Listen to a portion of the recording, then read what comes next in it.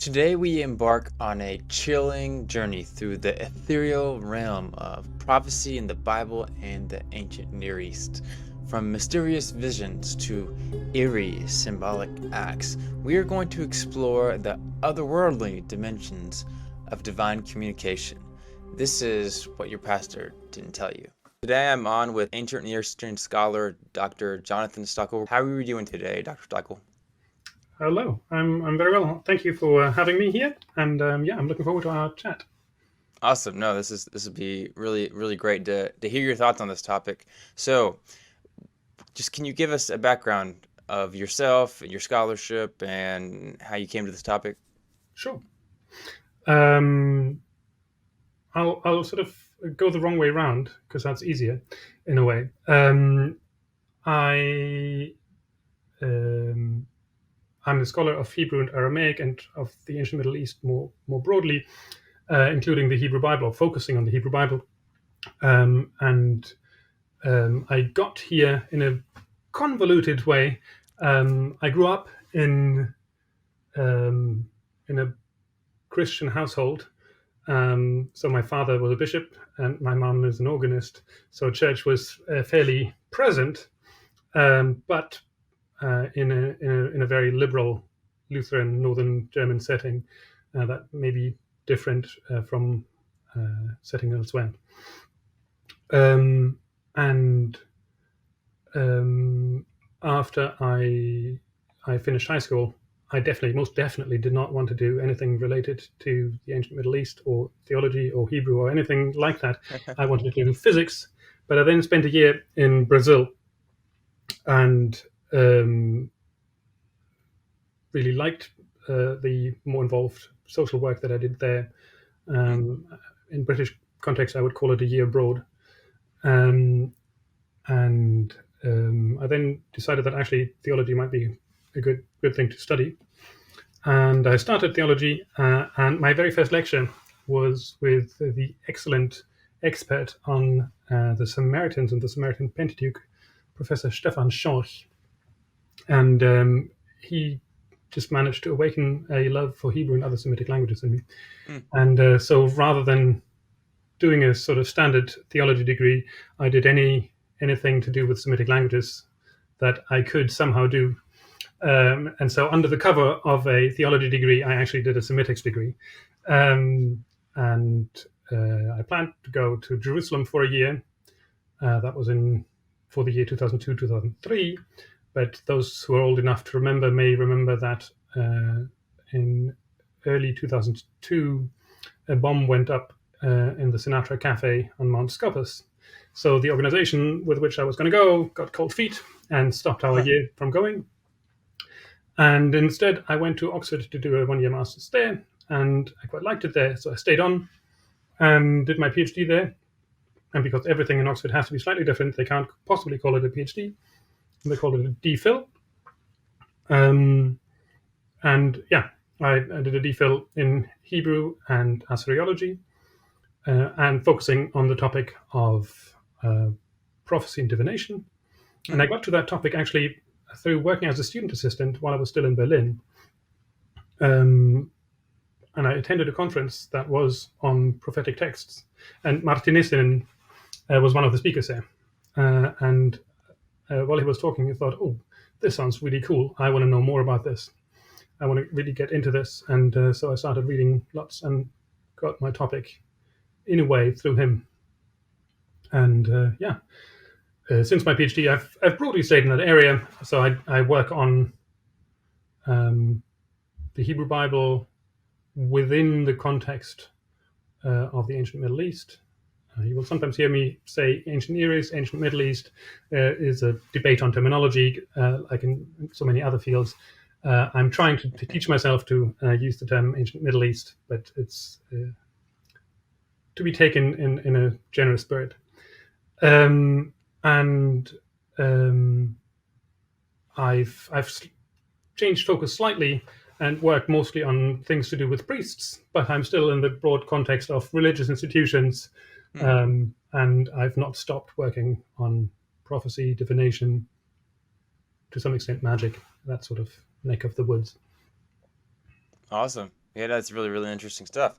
So, as we talked about before, a lot of people come into this conversation with preconceived notions of what prophecy is. So, let's start with just a base definition and what you consider prophecy to be. It's a difficult question, that, because for different purposes you might want to use different definitions. In the scholarship working on prophecy in the ancient Middle East, uh, prophecy is normally defined as the phenomenon by which a deity communicates with humans using another human as an intermediary, and that intermediary is the prophet. So the prophet becomes like a sort of spokesperson for a deity, and because it's not because I said the historical study rather than the theological study, obviously not just the Christian and Jewish God can have prophets. Even the Bible seems to be aware of that, but other gods do too. And the phenomenon is not super common, but it's well enough established as such. And obviously, the way that this works, so when we study prophecy in particular, it is a means of communication from the divine to humanity that is initiated by the deity rather than by humans. Humans can have other means of figuring out what gods want, and they use, for example, something that we call hepatoscopy. That is when you slaughter an animal and then look at the shape of the lamb, and depending on the shape of the liver of the lamb, it's usually lamb. Depending on the shape of the liver, you then interpret what the answer of the deity was to your question. Hmm. And we therefore use the term divination as an umbrella term for all forms of information that is passed between gods and humans. So a little bit different from what people might be used to. I know that often, particularly in Christian circles, the term divination has a very negative connotation, but it's not understood as either negative or positive here, but simply as a form of humans getting access to information from the divine sphere. Yeah. And prophecies is then just one of the possible ways in which this can be achieved. Yeah, that makes sense. So, where do we get what we know about prophecy from this time period? So, clearly the Hebrew Bible, and what else? Is it other texts, other countries or Mm. nations around that same time period? Yeah. So the Hebrew Bible obviously contains both texts about prophets, but also prophetic messages. And as a source, this is from the first millennium BCE. So from the oldest texts that are prophetic in the Bible are probably round about the 8th century, depending on quite what you define in those terms, and then go on right through. We have a large corpus of prophetic texts from the Neo-Assyrian state archives. We are talking about the 7th century here, 7th century BCE. So quite clearly at the Neo-Assyrian court, there was the awareness that deities, and it's mostly forms of Ishtar and Ashur, communicated to the king through, well, prophets. Then we have another large corpus that is from the city of Mari, and Mari was destroyed in the 18th century BCE, so a good 1,000 years earlier, a bit more. And because it was destroyed, also its archives got destroyed. Hmm. And that for us means that we could find them, because normally archives only kept the last 50 or so years, and then tablets would either be destroyed or reused by making the clay wet again, and then you could effectively reuse them. So it is only through the act of destruction that we actually find something. So they're disasters, our luck in this case. Yeah. And there we have another sort of 50 odd texts. Mostly they're letters containing messages from priests, from prophets. They're not written by the prophets themselves, but by scribes. And they're mostly sent to the king to inform the king about prophetic activity. And then there are a few administrative texts as well, where prophets get paid which is quite useful because letters are one thing, but administrations are particularly good at logging things that happen, and as they happen, often there's some sort of notice that is made in administrations, and that gives us a hint. No administration pays something out unless it has to. So we see how this operated a little bit, at least, in shapes through these administrative texts.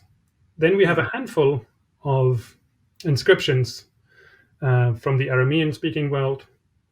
Allah is probably the most famous. People reading the Bible might be familiar with a certain Balaam, and the same character is also the central character in the Dear Allah inscription. And it's a fascinating, complex, difficult text. Anybody who hasn't read it yet, and there are good translations out there, go and do it. It's a fun, it's weird, it's strange. The reconstructions are not entirely certain because the text itself was inscribed on a plaster wall in a building, and the text is probably 9th or 8th century BCE. And when it was discovered, actually, by colleagues of mine here in Leiden in the 20th century, that plaster wall had collapsed largely. So the current shape of the inscription is a reconstruction. Often that works quite well because, like a puzzle, those pieces fit together, but not all of them do, and therefore sometimes the order is a little bit unclear. Huh. And then the final larger piece of evidence, or corpus of evidence, that we have is from ancient Greece, where the situation is slightly more muddled than in the Middle East and antiquity, simply because various forms of divination were integrated with each other, where they were nicely separated out in Mesopotamia, which I hasten to add was the center of civilization at the time.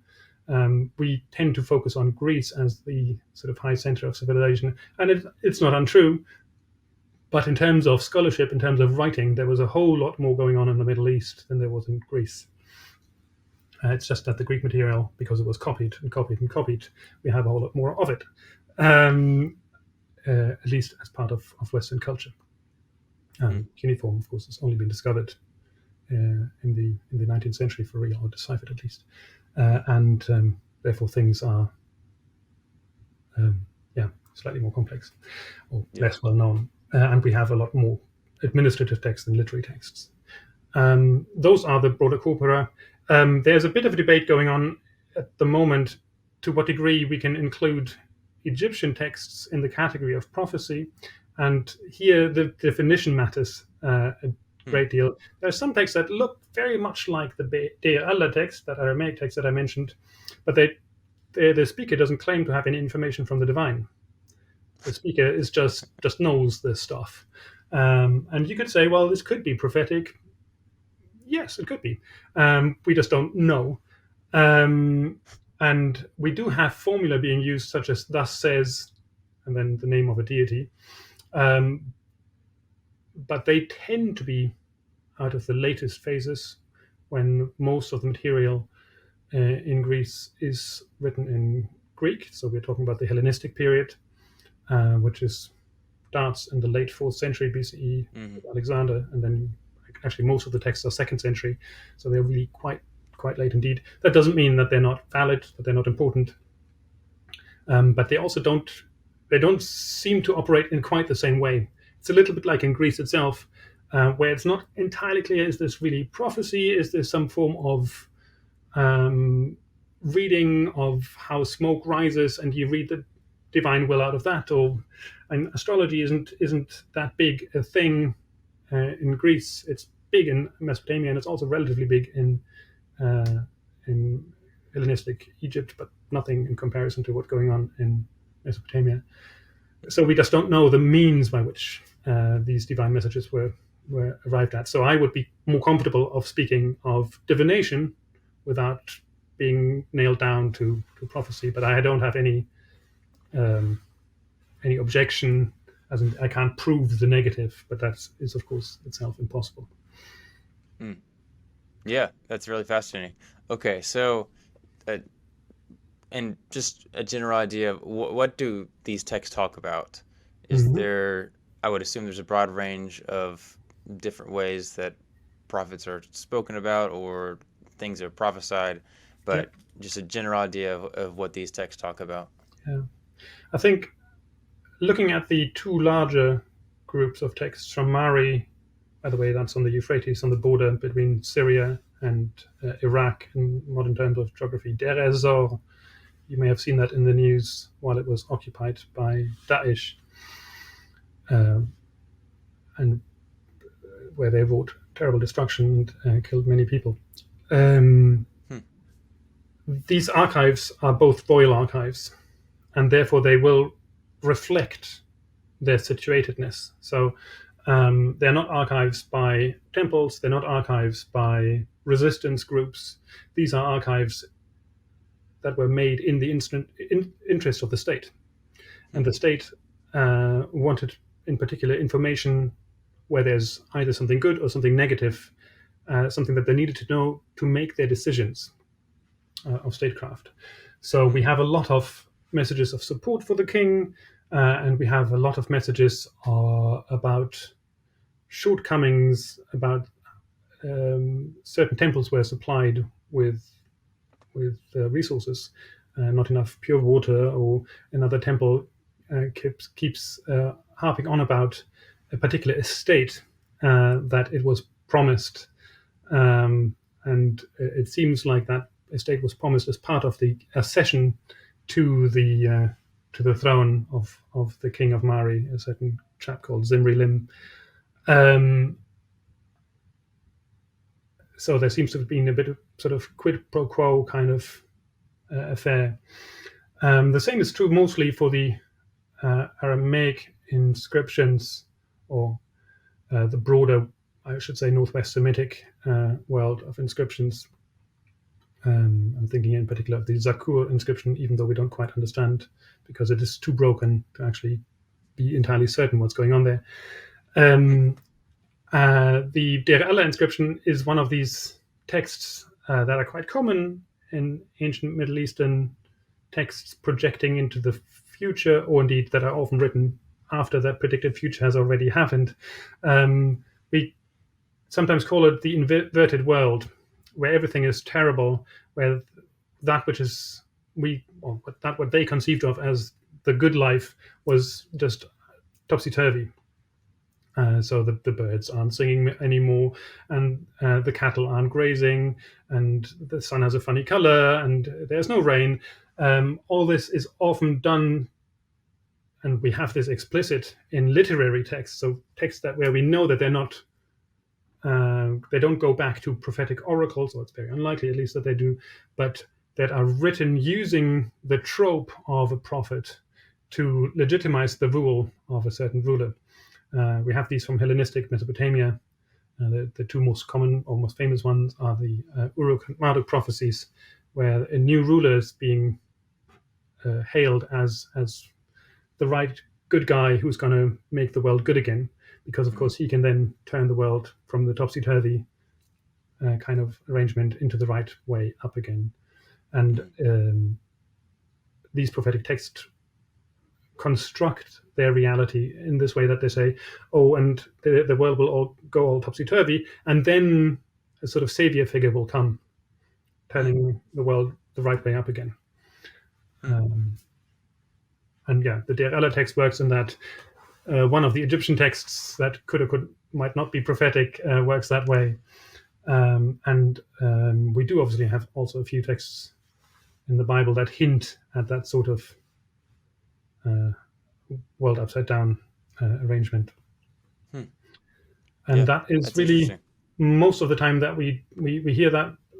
In those administrative texts, we have a few simpler cases of, and this prophet gets a silver ring or a garment for their services, and so we know that they were employed, or at least temporarily employed, and we know that they quite often operated in and around temples and or palaces.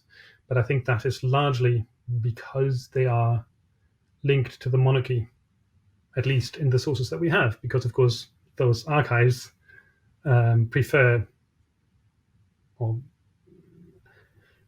collect information that has to do with kings, and so prophecy that might have existed next to this world and in a different world, we simply don't see because we don't have those archives.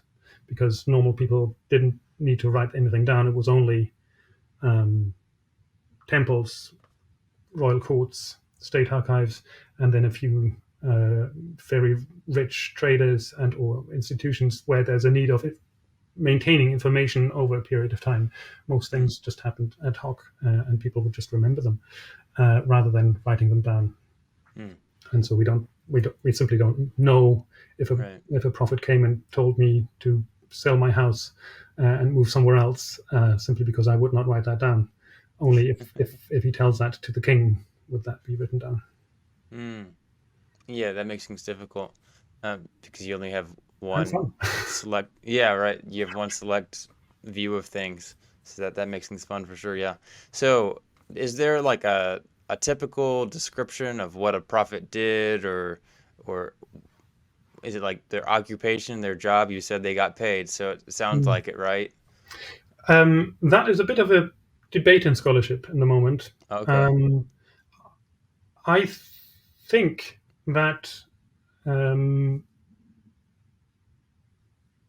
so traditionally we have this image of people just being overcome with the Spirit of God and then talking, irrespective of what they used to do. Thinking here of the figure of Amos in particular, that famous interlude in Amos 7. But it seems that, and you can actually see that in that interlude in Amos 7 as well, that there seems to be a bit of a quid pro quo even there, that whether or not you're a full-time prophet or you're a part-time prophet, and I would like to add this category. I used to, in my own book, on my own scholarship, I think of this category of lay prophet. It's not a great term, but it sort of describes what I mean. So people who were regarded as a mouthpiece of a deity, whether or not that was their real job.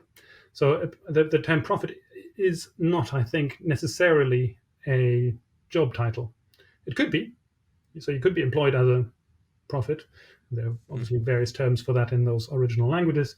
But you could also simply be overcome by the spirit of the particular deity you were speaking for, or sometimes even group of deities. And we don't get to hear what your actual profession is.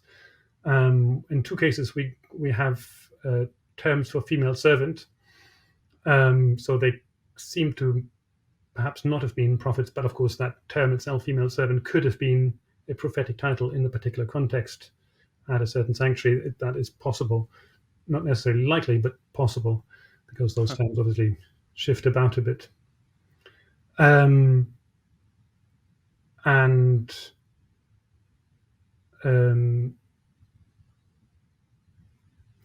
I think that unlike other professions, such as a hepatoscoper, so a proper diviner, that was an actual job. Okay.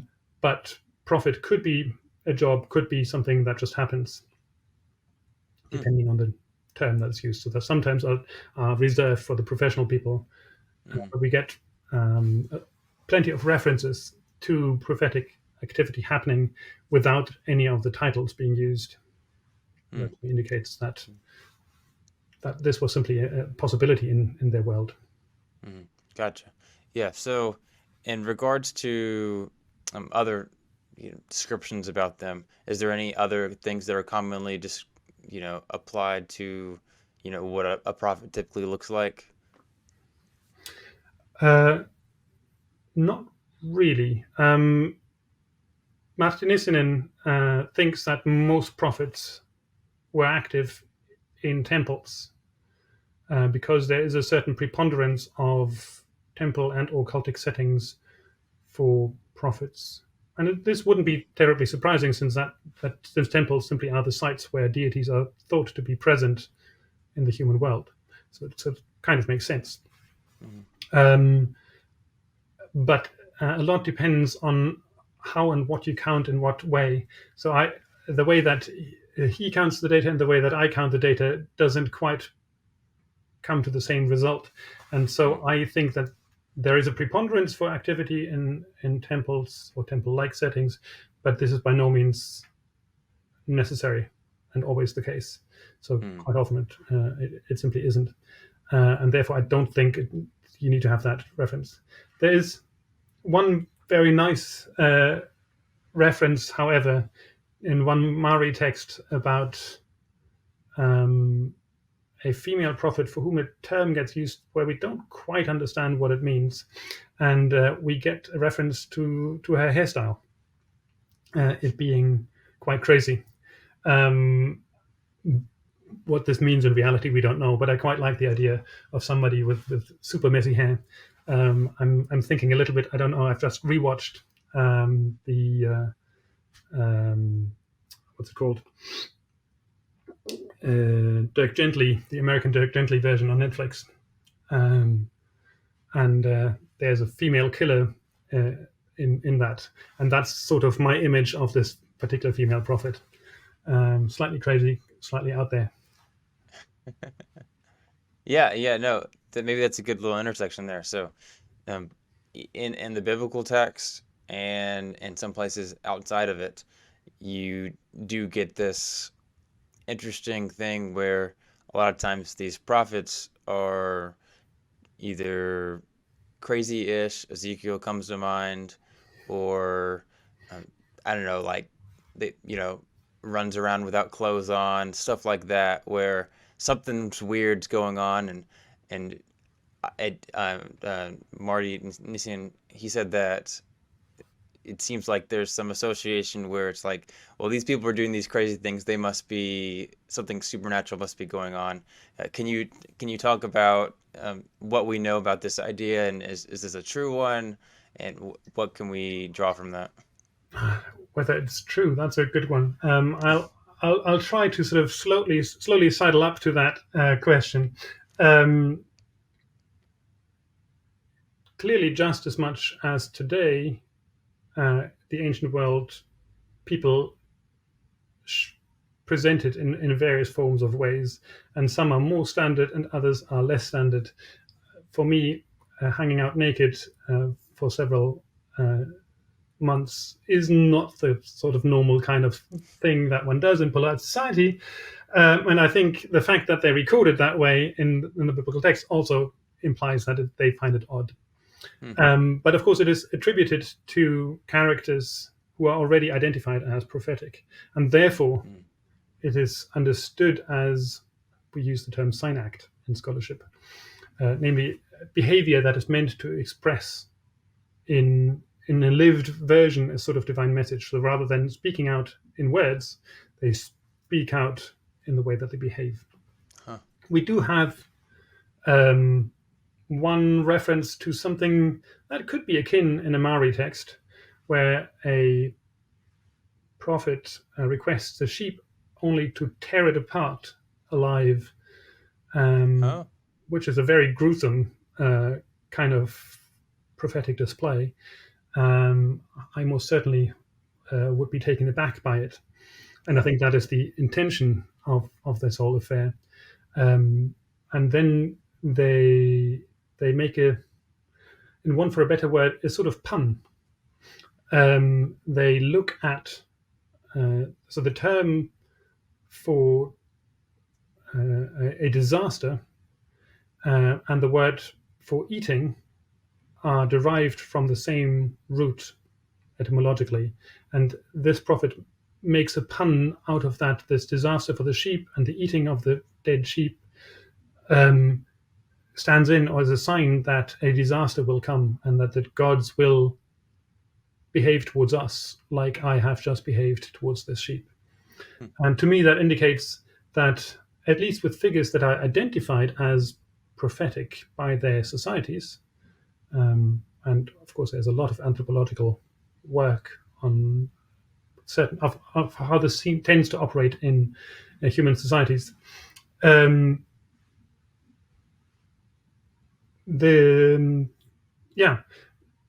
if a figure has been recognized as a prophet, as a messenger from the beyond, messenger of the divine, then what they do, and if they do something really extraordinary, that has to be interpreted in some shape or form in order to be fit into the particular worldview that these people are in. And then, hanging out naked or tearing a sheep apart becomes a sign for a divine message.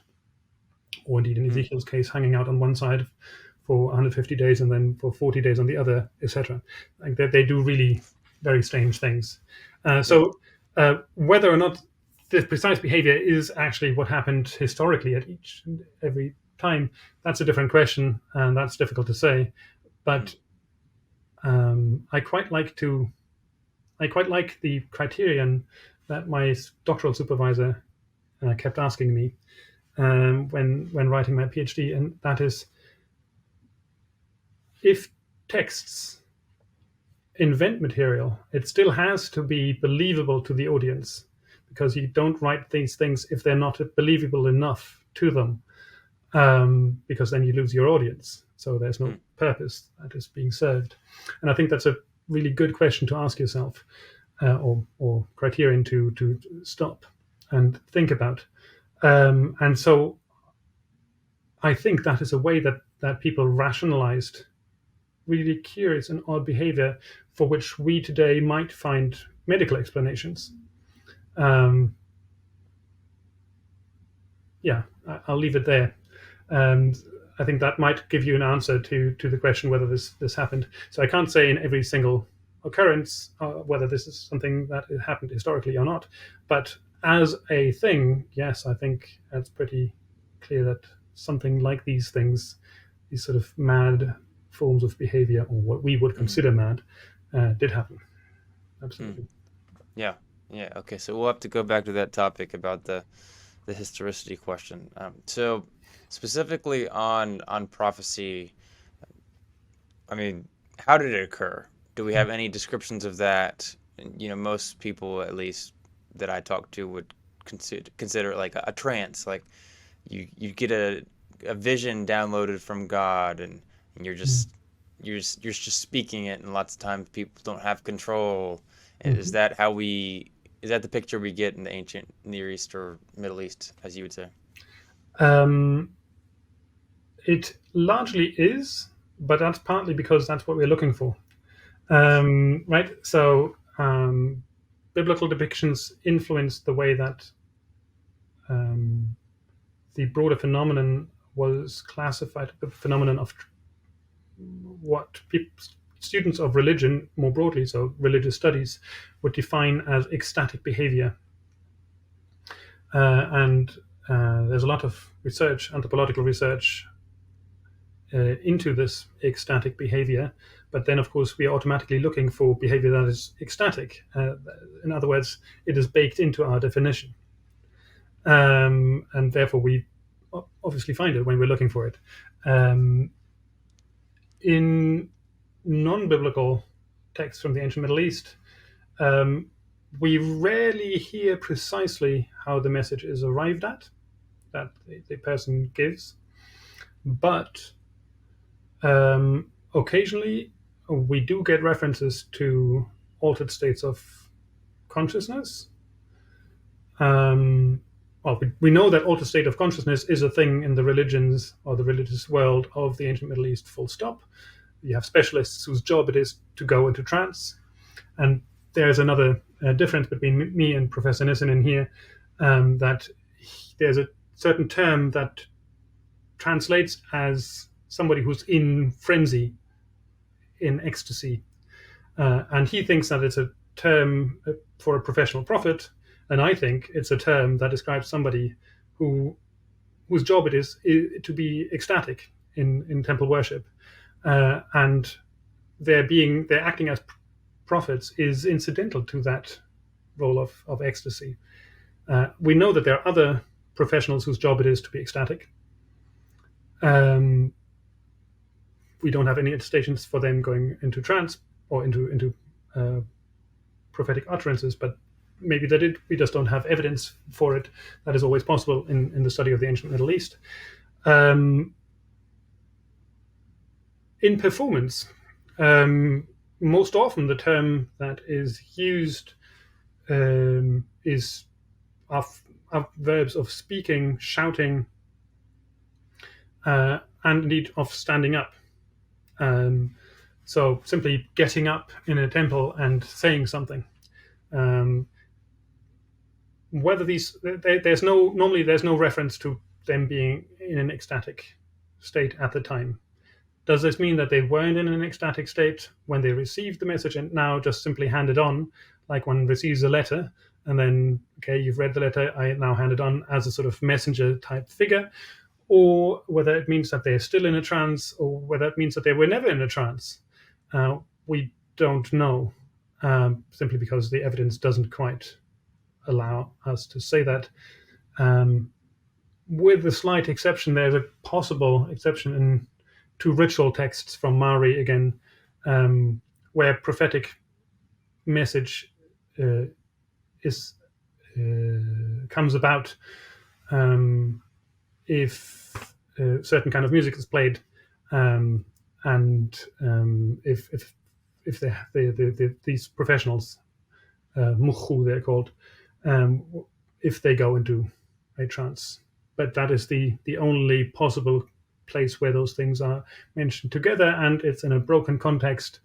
A lot is open to interpretation, and so we actually don't know what's going on precisely. In fact, the order of things seems to be inverted, so the music is only played if the prophetic message comes, or sorry, if the trance is reached at, but we don't actually then get a message that is meant to be delivered. It is us reading into the text that there's then a message that is to follow. And it's true, there could be one, but there is no, because it's a ritual text, it's a description of how ritual is meant to be taken or carried out. We simply don't, that's not information that is contained in it. Yeah. And the same is true in most biblical texts about prophets and prophetic messages. The closest we get is are impressions such as the Spirit of the Lord was upon me, or upon the person, something like that. And they are expressions that in other contexts would signify that something is different, and we would probably understand that as an altered state of consciousness. But whether that means that a person acts totally crazily and is ecstatic in that sense, or whether it just means they're sitting in their corner and are listening and watching a different film to the one that we are watching, namely having a vision, or just having an oral phenomenon where they just hear something, that is obviously not recorded, because our texts are not interested in that. For us, these questions are important and interesting, but to the people who wrote these texts, they took that as granted. It was understood how this was operating in their cultures, and therefore they didn't write it down. And that's annoying for us, but that's our problem, not theirs. Yeah.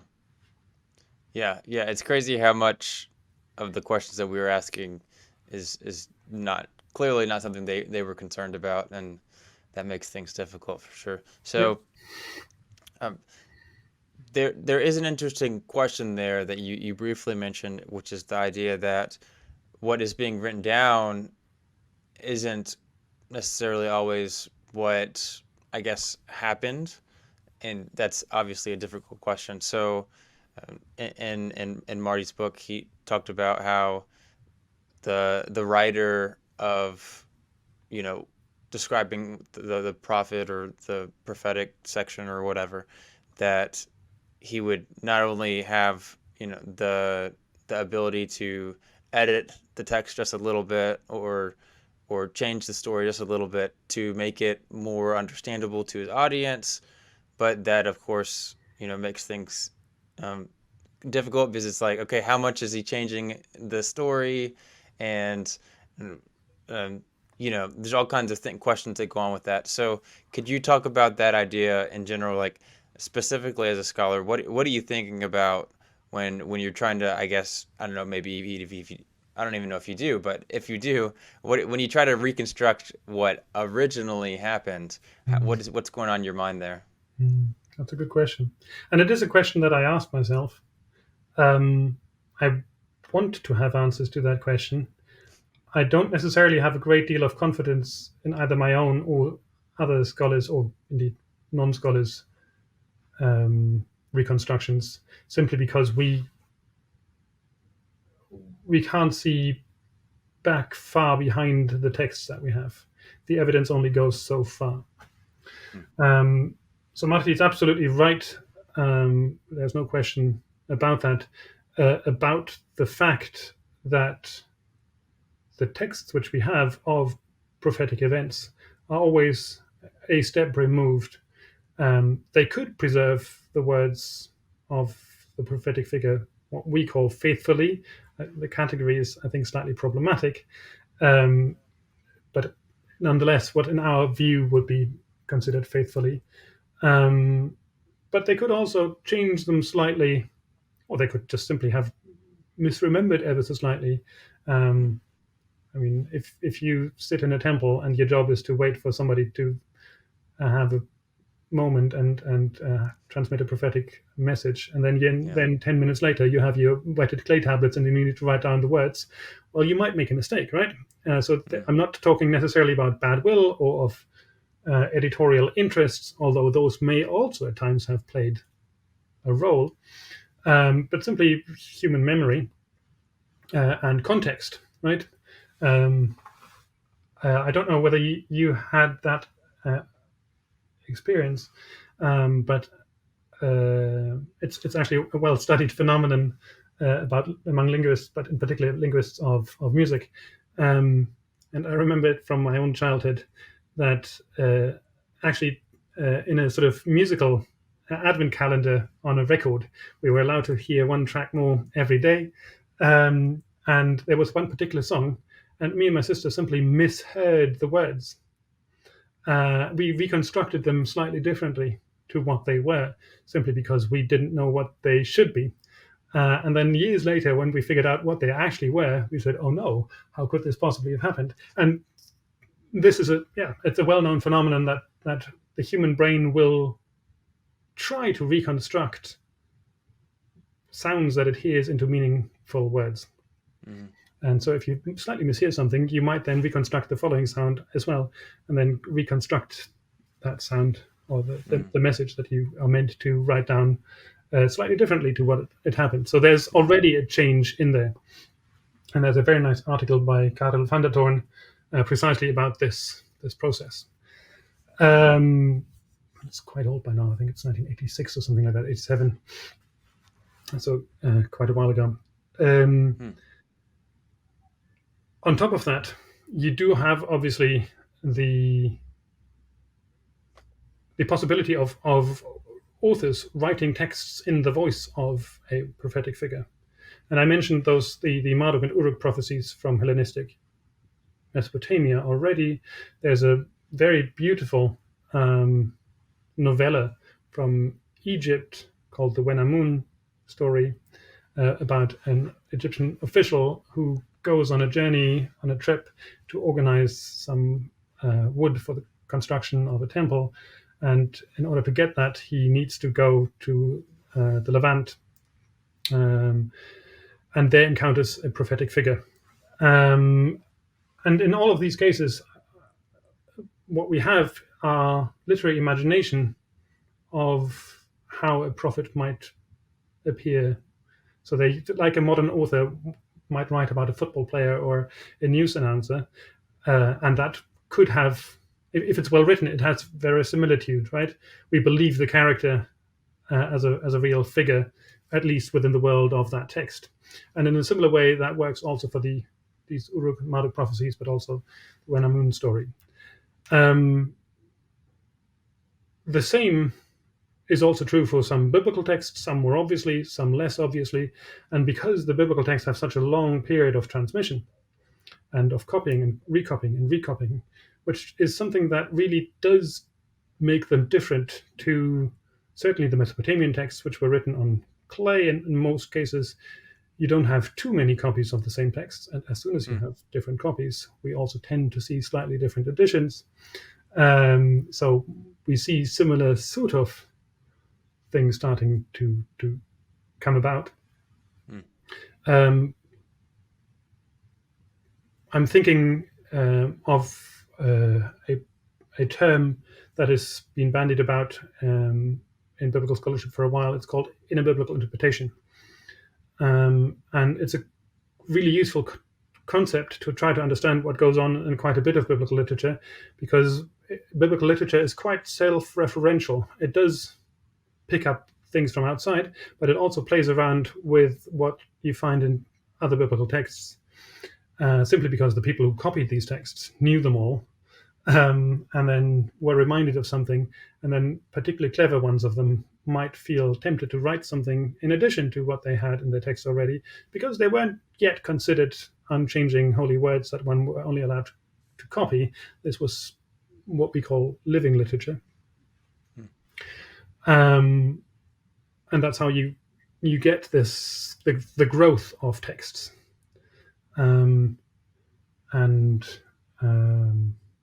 This is sometimes slightly difficult to communicate to people who are not within biblical studies, how this might happen, but it is the traces of it, even though we might disagree about the specific verse that might have been added, or things that have been taken out, etc. Most of biblical scholarship, academic biblical scholarship, agrees that this is a thing that happens, that does occur, and it explains how we get from what is likely in the beginning a very short utterance by a prophet to these immensely long books with they're not just collected short sayings, but sometimes you have these immensely long and elaborate oracles, and you have these whole stories about what prophets do. And when people ask me how I can be so sure about the beginning in a short thing, I can't be entirely sure. That is absolutely true. But we have exactly one prophetic oracle on a manuscript that is from a very early 6th century BCE. And that is on a Lachish letter. These are letters from the ancient Judean city of Lachish, shortly before its destruction. And the situation is militarily very difficult, to say the least. And there's a prophet that occurs, Navi, who's mentioned. And we get exactly one word from this prophet, and that word is beware. That's it. Hishamer. It's generally speaking, beware is a good bit of advice. If you are in a hopeless military situation, then it's not going to help you terribly far. But that's the message that we have, and that is the one Judean prophetic text from the context and on a historically contemporaneous piece of evidence that we possess. People often point to the Greek sphere as a comparator, as something to compare things with, and there's a big debate about how the famous Pythia at Delphi announced her oracles, whether this was in perfectly shaped hexameters, or whether this was in non-understandable, a bit like speaking in tongues. And we obviously don't know which way around. Both is attested in the literature, and you can make good arguments for either being primary to the other. And it's likely that this whole thing just changed over time as well. And we know from other ecstatic forms of religion that speaking perfectly formed verse is not a rare thing, but neither is what we would consider speaking in tongues and incoherent syllables. But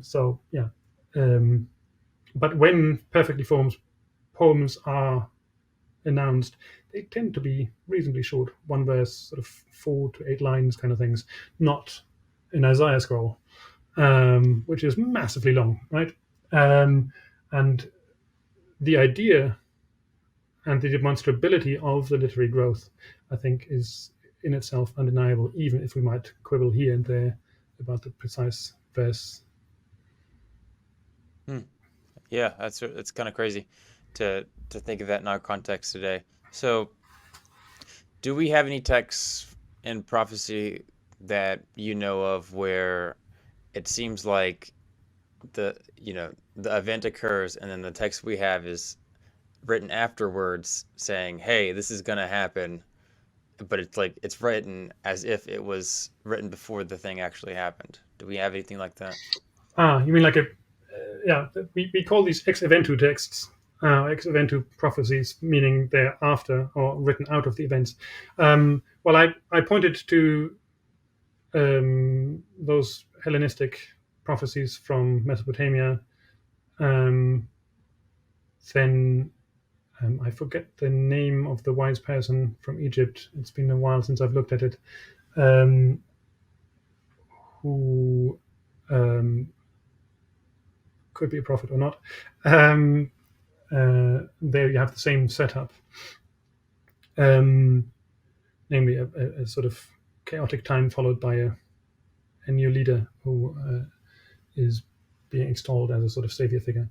In those cases, I think it's fairly safe to say that this is ex eventu, and with the Marduk and Uruk prophecies, we are almost entirely sure that this is the case. It's slightly more difficult to prove with biblical texts, but most scholars would attribute a large number of references to the Babylonian exile as texts that are written after that experience is in fact already over, because many of these texts not just include the threat of the exile as such, but also the announcement or the idea that it would come to a fairly quick end, and then these texts are less warning that this is about to happen, but look, this is what happened in the past, and this will happen to you again unless you follow whatever the message of the particular prophet is. There's of course no external proof for that. That is internal to the texts themselves. I'm trying to think of a nice, clear example. Well, there's one text that is often said to be ex eventu, but where I'm less certain, and it's one of my favorite texts. It's the episode with Huldah, where the king sends his people to her with this newfangled book or old book that they found during the reconstruction of the temple. And they want to know whether this is the real deal, the real divine law, or whether it's something else. And she then prophesies peaceful death of Josiah. And of course, Josiah then gets mortally wounded in the battle against Pharaoh Necho at Megiddo, but does make it back home and dies safely home, as it were. But of course, the mortal wound is inflicted in battle, so anything but safe and sound.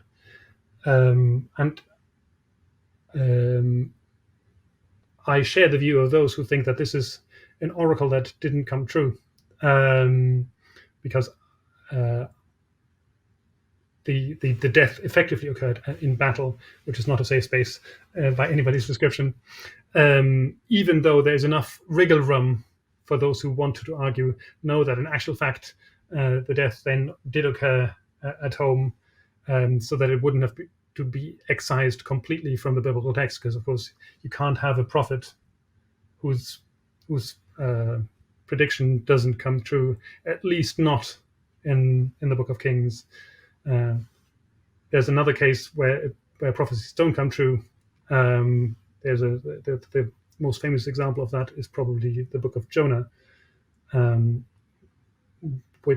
in which Jonah, of course, goes to Nineveh and tells Nineveh that in 3 days, 40 days, I don't know what the text at the moment, what the text actually says, what number, doesn't matter in this case. The city will be destroyed, but of course the inhabitants then repent wear sackcloth, and God repents himself and therefore does not destroy the city. And of course, we know that this is all written in the idea that Nineveh then later does get destroyed in the world of the story. Most scholars would argue that the entire text is written after the exile, so way after Nineveh got destroyed. And that is one of the most obvious, actually quite few examples where a person identified as a prophet makes a prediction that then doesn't come true, and they're still considered a prophet, both in text and in tradition, in spite of what we find in Deuteronomy 13, that limits prophethood to those who accurately predict the future. But I think what we have there is a debate, a theological debate about how prophecy is meant to operate. And we see this same debate also in some other ancient Middle Eastern texts occurring. And I think different contexts might have asked for different answers in antiquity, just as we are able to hold conflicting views on the same matter in different contexts. Ancient intellectuals were also able to do that. And in some cases, the predicted future needed to come true, and in other cases, it is precisely the warning that is the deal. So when Nineveh doesn't get destroyed in the book of Jonah, we can safely say that the message wasn't meant to say, well, you guys have had it, I will just wipe you out. Because what's the purpose of that, right? There's no purpose is being served by that, unless the Ninevites then can repent and change their ways, and then don't get destroyed, killed.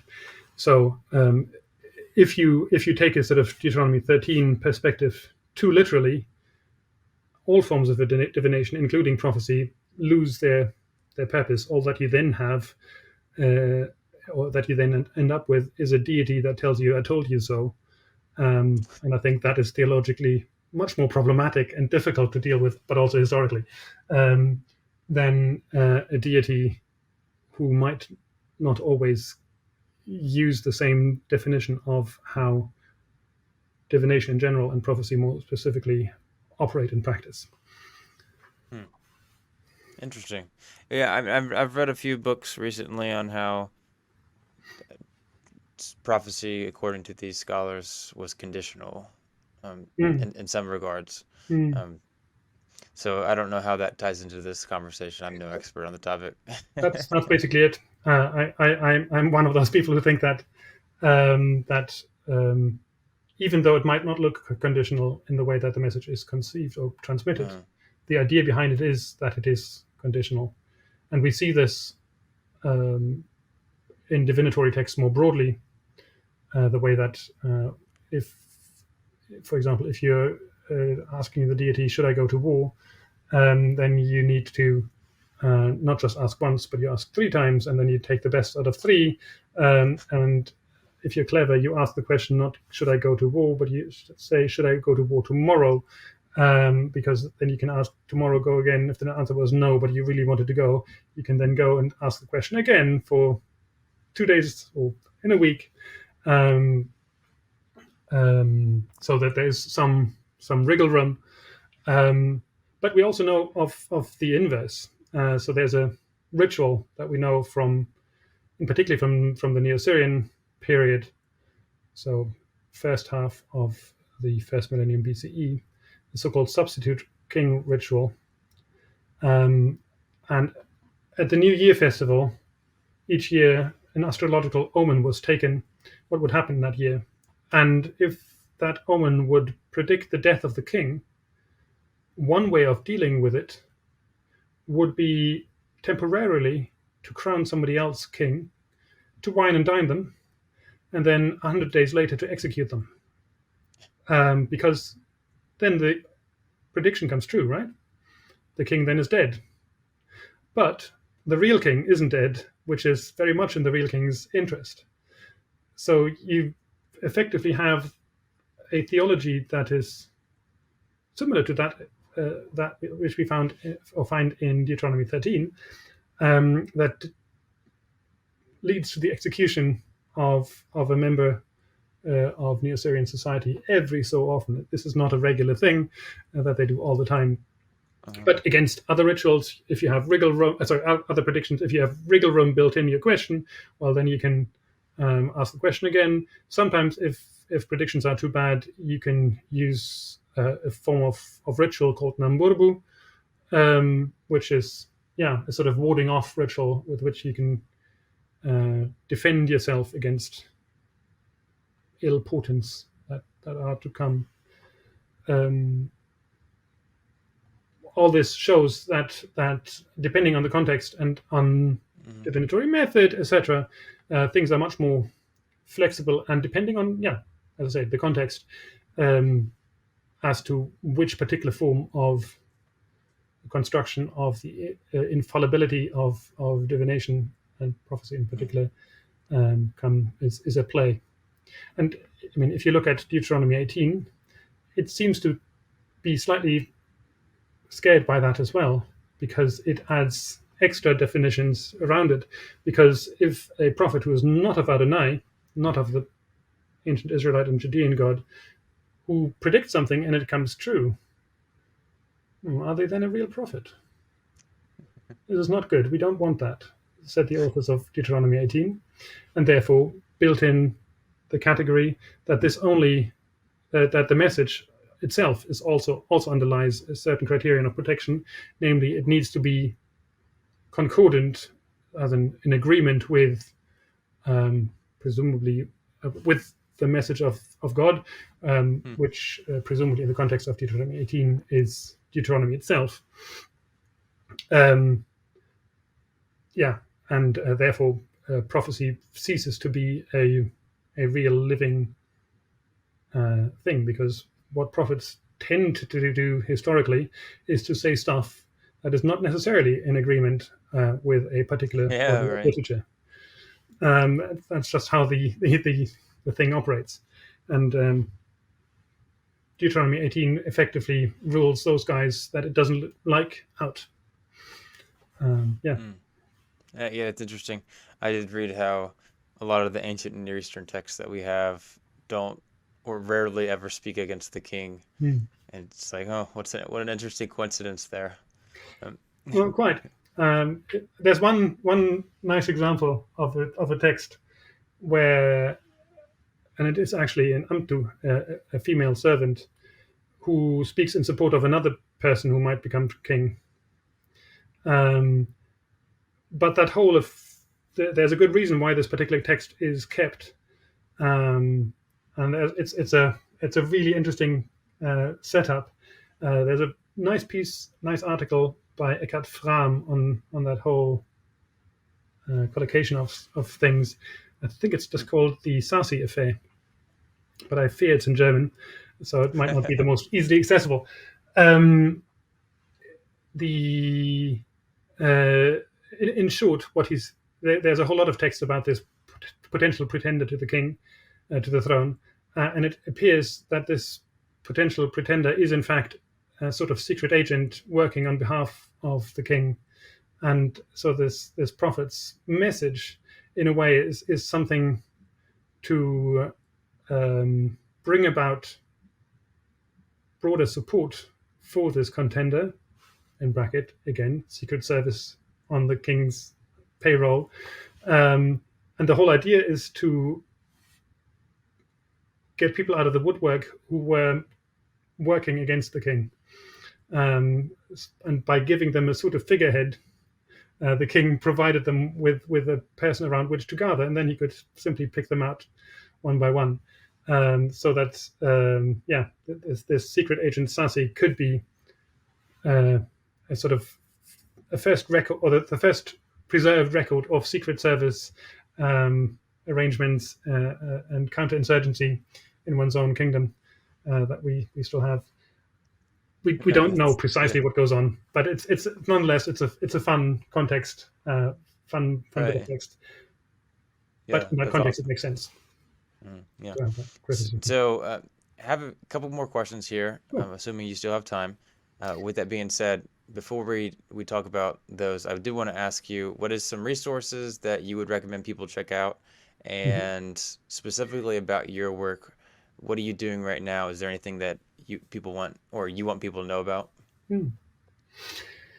Um, the first point of reference that I would give to people interested in this broader field is an a book in the SBL series Writings from the Ancient World that was edited by Martin Nissinen, which collects prophetic texts, simply texts that are in some shape or form related to prophecy from the ancient Middle East, i.e., texts that are not biblical, because most people have access to a Bible, either in physical form or online, Yeah. and these texts are often published in obscure places, only available in academic libraries. And this SBL book, now out in the second edition, is a really useful and handy reference work. I use it a lot. Obviously, I sometimes here and there have slightly different readings and therefore slightly different translations, but this is scholarly quabbling about relatively minor things that matter little. It's a really good reference book and really good resource. I think it really is very helpful indeed. I also think really useful to get a broader understanding of how ecstatic religion works is a little booklet by a chap called I.M. Lewis, who was one of the great anthropologists of the 20th century, and it's simply called Ecstatic Religion. I find some of his categories slightly problematic, but what does really well is to give an overview of how ecstatic religion works in a lot of different societies across the globe. And I think in that it is really useful to open people's eyes on how things are possible to work, not just in a Western context. And if you look closely enough, even in a Western context, things operate rather differently from one place to the other. Having lived in four different Western European and one Latin American country, things do just differ, and that's Yeah. all right. And societies operate differently. So yeah, those I think are the most helpful two relatively short guides. Martin Nissenen's book Ancient Divination is a good one. Obviously, as somebody who disagrees with him on details, I could point out lots of places where I would quibble again with him, but it's a great book. There's no doubt about it. There are a couple of open access publications with which I've been involved that are also quite helpful. And they are all in the SBL Ancient Near Eastern Monographs series, and they can simply be downloaded from the SBL Society for Biblical Literature website. In fact, the entire series is quite good, and it being open access is very helpful. So I could point people to that. Cool. What I do in the moment, that is both a good and a ever so slightly unclear question. I would say watch this space. There are big things happening or going to happen starting hopefully at some point in 2024, but they're not quite oven ready yet. So I hesitate to speak about them just yet. I've been working quite a bit on texts that speak about diasporic communities, Jewish diasporic communities in the ancient world. So in particular, the text from Elephantine, and slightly lesser extent for me, but at least as important, these texts from Al-Yahudu, cuneiform texts written by Babylonian officials about Jewish deportees in ancient Babylon, both in terms of content, but also in terms of context, as well as of ethics, because these texts, not the Elephantine text, but the Al-Yahudu texts, all turned up on the antiquities market and are now owned by rich Western antiquities collectors, and we lack any form of physical context. And Oh, it'd be wow. very nice to know precisely where they're from and in which houses they were found, Yeah. let alone speak about the fact that, of course, ancient Iraqi heritage is now being housed in Western collections with at least questionable or through questionable legal means. But one can debate that for a long time. So yes, that as well, and I keep on working and producing short pieces on in connection with prophecy and divination. I've been fairly busy this time, actually. Yeah. Well, it's a pleasure to have you on, even if you've been busy. So it's great. So how much time do you have left? I have about half an hour or so. Okay. All right, good. That'll work. So, divine counsel. Was a little bit surprising to me, although I don't know why I would Yeah. think that. So, in the biblical text, and it appears that outside the biblical text, there is a lot of scenes where it appears that a prophet is getting a message from an entire divine council, or there's something going on there. Can you talk about what we see there? Mm. Um, Also, what is the divine council?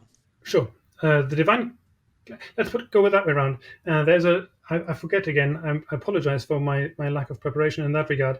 Um, there is a very nice short saying by an ancient Greek philosopher, again, whose name currently escapes me, that a horse's god would look like a horse. And what this is intended to signify is that all societies imagine the broader world in which they live through the eyes of what they know. Hmm. So, in a world that is monarchic, where you have the king and sometimes queen and their royal advisors, it makes sense to imagine the gods in a similar position vis-a-vis the lower gods and vis-a-vis humanity, namely as a kind of royal court with advisors. And that's precisely the image that we have, or that we get in the divine council scenes, be they in prophetic context or be they just in ritual texts where we also get mentions or references to divine councils or assemblies of gods, etc. This is simply part of how the royal divine court was imagined, because, well, the authors knew what the human court looked like, and they just transfer that one to one. And indeed, maybe I'm making a bit of a mountain out of a molehill, but the term used for palace and temple is identical, and the etymology for this term is big house. So, Hekalu in Akkadian, Hechal in Hebrew, it's simply a term, yeah, for big houses, and of course temples and palaces were the only big houses around, and palaces were understood as if they were the palaces of gods. So this is, it's not just in the divine council, this equation of human court and divine court, but the equation goes way beyond that. And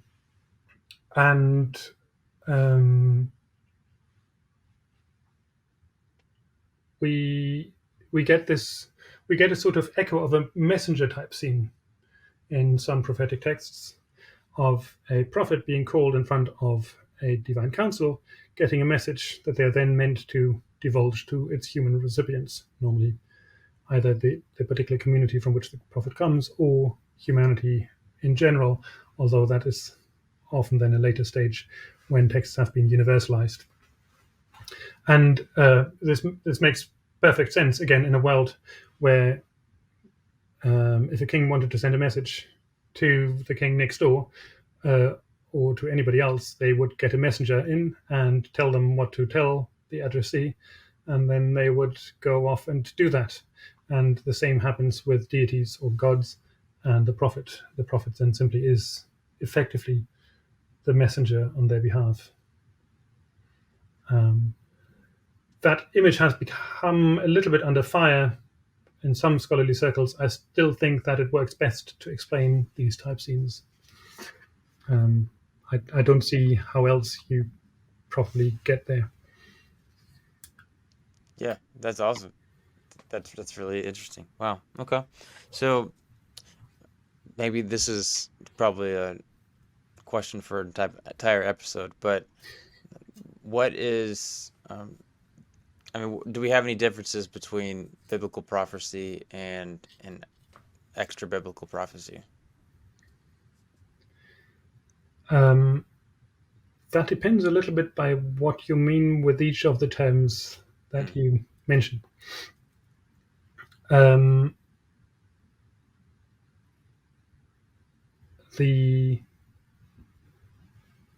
The main difference that I see, I think, stems from the fact that biblical literature as a whole tends to operate in a slightly different way from most other ancient Middle Eastern literature, in that it gets copied again and again and changed in that copying process, because it's not just an attempt to word by word copy, but as I said earlier, it's living literature, certainly in the beginning.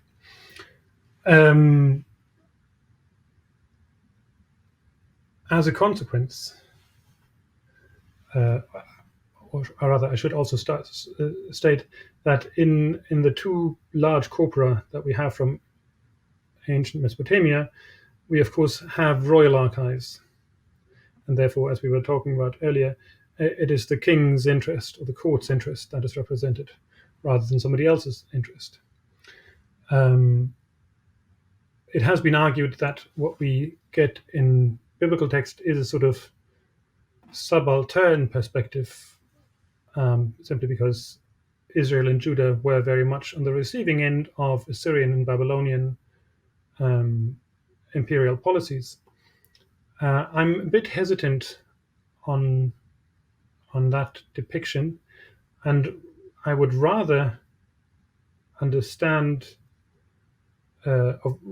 think of the literature that we now have in biblical prophetic books as elite literature within the context of ancient Israel and Judah, which itself is, of course, subaltern to Assyrian and Babylonian texts, but it is not at the receiving end within its own context. And so it takes on a more complex role in this broader setup. It's not just a binary, but it's a more multipolar world. And it reflects the opinions and views of the biblical authors and writers, which is a bit of a truism. But it can say things that you would not expect to find in a royal archive from the Assyrian Empire, simply because the Assyrian Empire is not interested in constructing a world in which either there is no king at all, or a world within which the king and his powers are very, very circumscribed, so that you're very unlikely to get the kind of setup that you get, for example, in 1 Samuel. You have this whole back and forth about whether kingship is something good or something inherently bad. And within the Neo-Assyrian Empire, there might have been individuals who didn't like their particular king, or there might even have been the odd radical who thought that kingship itself was not a good thing, but their opinions were not kept in the royal archives. These were opinions by figures to the fringe, and very unlikely to have been written down at all, ever, but largely out of self-preservation, because in a oppressive society, you don't tend to write things down that might be incriminating against you.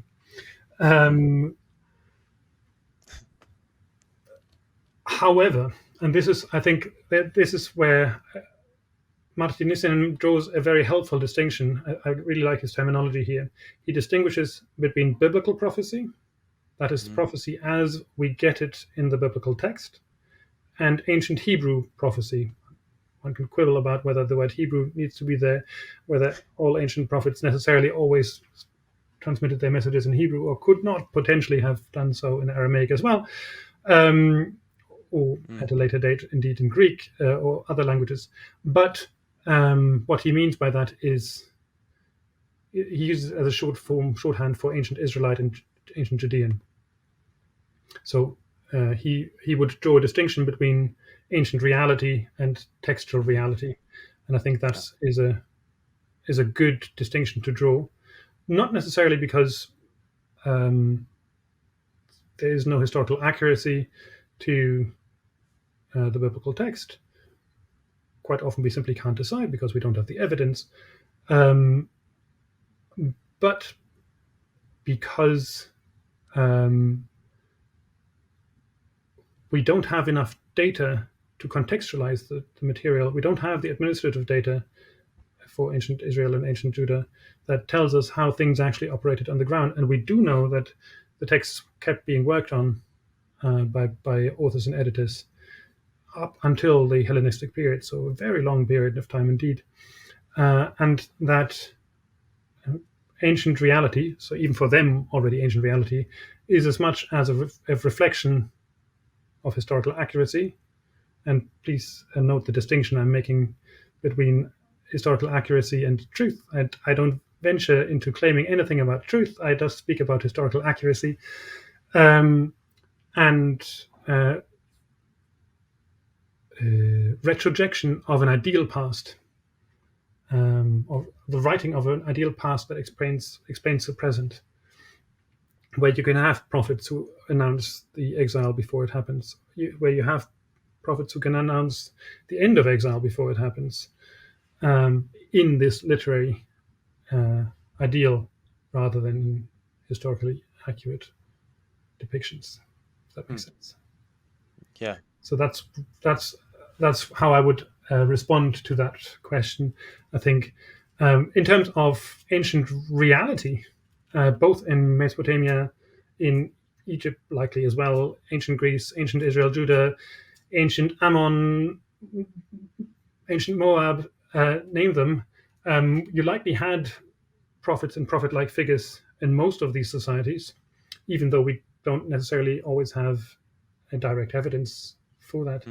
And if you define prophecy as I have at the beginning, then there's no reason to spend a lot of time wondering about that, because all of these societies had the idea of divination. All these societies had the idea of messengers, and if you marry messenger and divination, what you effectively get is a prophet. Yeah, that makes a lot of sense. Yeah. Okay, so, well, otherwise, it's been a pleasure talking to you. I appreciate you coming on here. My pleasure entirely. Once again, everyone go check out Dr. Stokel's work here and the different references we mentioned earlier. But otherwise, I hope you have a great rest of your day.